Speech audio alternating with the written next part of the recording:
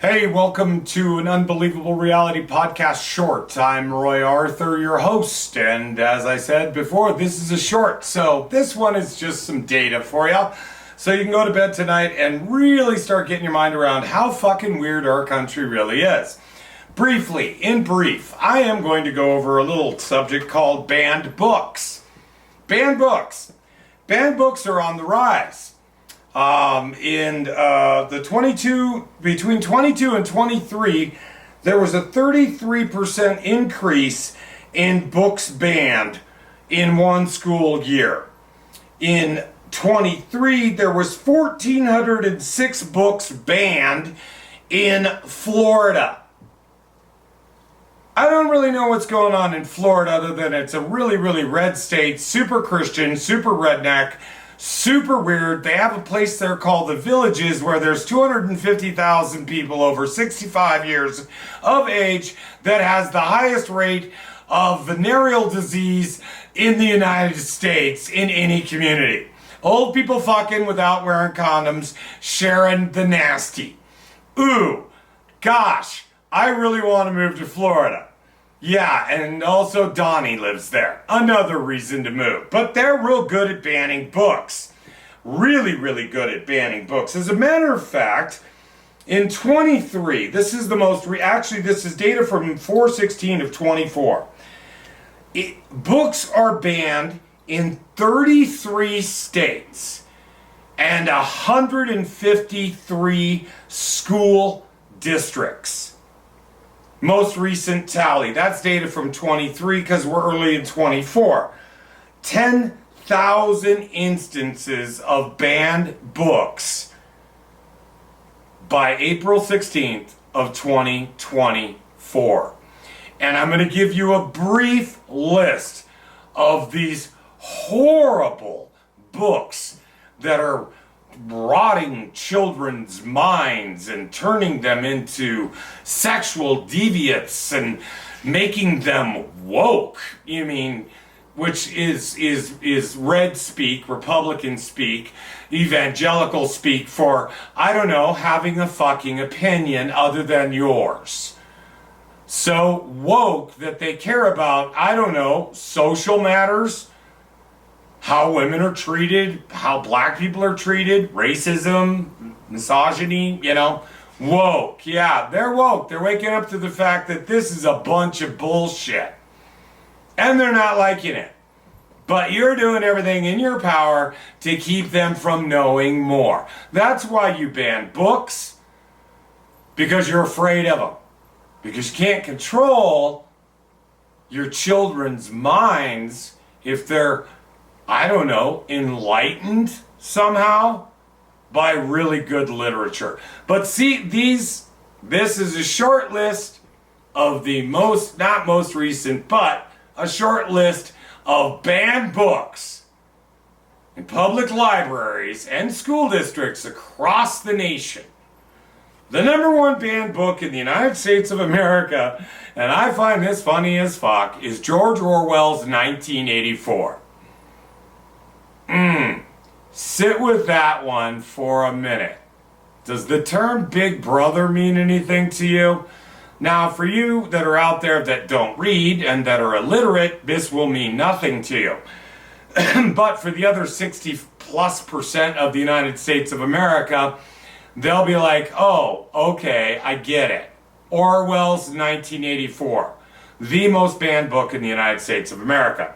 Followed not too far behind by Animal Farm, also from George Orwell. Why? Because back in the 50s, it was determined that that was a communist agitator.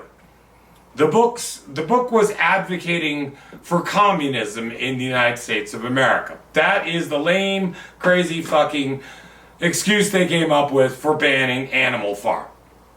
Yeah. Wait, it gets better. It just gets so better. Because these books, wow. We're not talking about Last Tango in Paris here, okay? We're not. Better yet, The Color Purple, banned. Of Mice and Men, John Steinbeck. one of America's greatest writers ever. Of Mice and Men, a story of the Okies going to California during the Great Depression. Of Mice and Men is banned. Yeah, banned. Another one, this is where I really started to go, wow, this can't be real, but it is real. Another one that is banned, Charlotte's Web. The religious right thinks the animals' conversations in the book about a relationship between a fictional pig and a spider. The dialogue between the animals is offensive to their beliefs. Charlotte's Web. Wow. Poisoning minds. Nationwide. Charlotte's Web. Okay. Oh, wait a minute. Not everybody missed out. Mark Twain. You know, Mark Twain, probably the most famous author in American history. Mark Twain. Jumping Frogs of Calabasas County.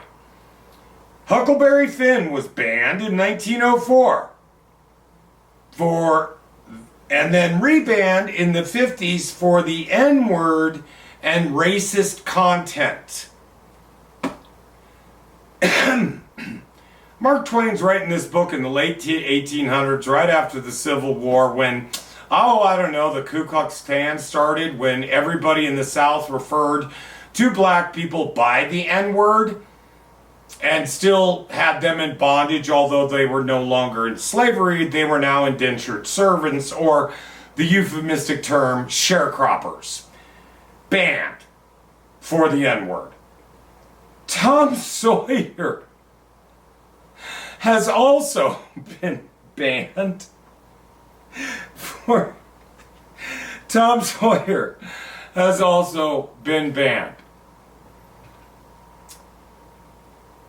As I said, this is a short.